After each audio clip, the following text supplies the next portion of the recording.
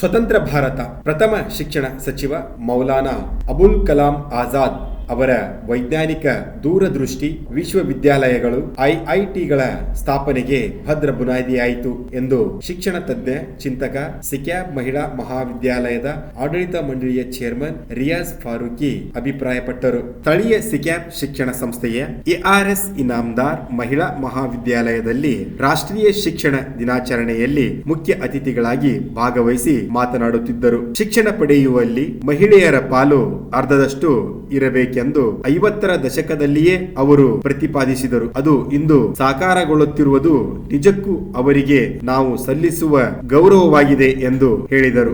50 years of struggle.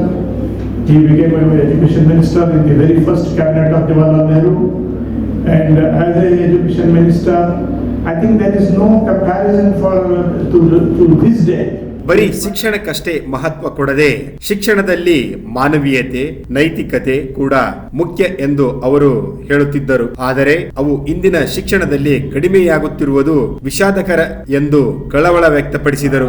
Many of you people may know that Maulana Azad has the University Grants Commission, or a man who has done something for conferences, educational conferences and all that.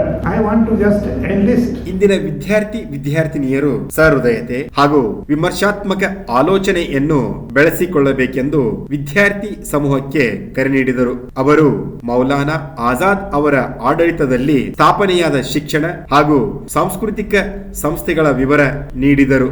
ಇದೇ ಸಂದರ್ಭದಲ್ಲಿ doctorate ಪದವಿ ಪಡೆದ ಸಿಕ್ಯಾಬ್ engineering ಕಾಲೇಜಿನ doctor Syed Sameer, doctor Waseem Nidugundi ಹಾಗೂ ಮಹಿಳಾ ಪದವಿ ಕಾಲೇಜಿನ ಗೃಹ ವಿಜ್ಞಾನ ವಿಭಾಗದ ಮುಖ್ಯಸ್ಥರಾದ ಡಾಕ್ಟರ್ ಆಜ್ಮಾ ಇನಾಮದಾರ್ ಇವರನ್ನು ಸನ್ಮಾನಿಸಲಾಯಿತು. ಗಾಂಧಿ ವಿಚಾರಧಾರೆ ಸಂಸ್ಥೆಯ ರಾಷ್ಟ್ರಮಟ್ಟದ ಪ್ರಬಂಧ ಸ್ಪರ್ಧೆಯಲ್ಲಿ ಚಿನ್ನ ಹಾಗೂ ಬೆಳ್ಳಿ ಪದಕ ಪಡೆದ ಕಾಲೇಜಿನ ವಿದ್ಯಾರ್ಥಿನಿಯರಾದ ಕುಮಾರಿ ಆಸ್ಮಾ ನಾಗರದಿನ್ನಿ, ಕುಮಾರಿ ಸೋನಾಲಿ ಹಾದಿಮನಿ ಮತ್ತು ಮಾರ್ಗದರ್ಶಕರಾದ ಡಾಕ್ಟರ್ ಮುಸ್ತಾಕ್ ಅಹಮದ್ ಅವರನ್ನು ಕೂಡ ಸನ್ಮಾನಿಸಿ ಗೌರವಿಸಲಾಯಿತು.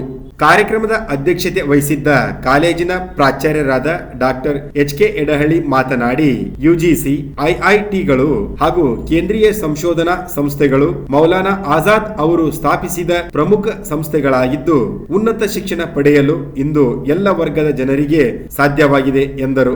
And all our students who spoke on this occasion, they have rightly told all the aspects of National Education Day and the brief history of Maulana Abul Kalam Azad, the first education minister, and our faculty members.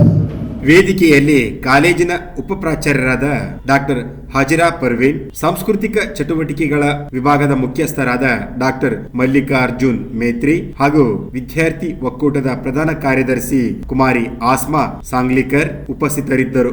Maulana Azad ಅವರ ಜೀವನ ಸಾಧನೆಗಳ ಕುರಿತು ವಿದ್ಯಾರ್ಥಿಗಳಾದ ಇಂಗ್ಲಿಷ್ನಲ್ಲಿ ಕುಮಾರಿ ಸಾನಿಯಾ ಮುಲ್ಲಾ, ಕುಮಾರಿ ಸುಹಾನಾ ಜಿಡೆಗೆ, ಕನ್ನಡದಲ್ಲಿ ಕುಮಾರಿ ಶಿಲ್ಪಾ ಬಿರಾದರ್, ಉರ್ದುವಿನಲ್ಲಿ ಕುಮಾರಿ ಮುಜಿಬಾ ಹಾಗೂ ಕುಮಾರಿ asthma Nagaradinni ಮಾತನಾಡಿದರು. ಪ್ರಾಧ್ಯಾಪಕರಾದ doctor Mohammed ಸಮೀಯುದ್ದೀನ್ ಹಾಗೂ ಪ್ರೊಫೆಸರ್ ವಿದ್ಯಾವತಿ ಬೆನ್ನೂರ್ ಮೌಲಾನಾ ಆಜಾದ್ ಅವರ ಸ್ವಾತಂತ್ರ್ಯ ಹೋರಾಟ, ಜೈಲುವಾಸ, ಪತ್ರಿಕೋದ್ಯಮ ಮುಂತಾದ ವಿಷಯಗಳ ಕುರಿತು ಉಪನ್ಯಾಸ ನೀಡಿದರು.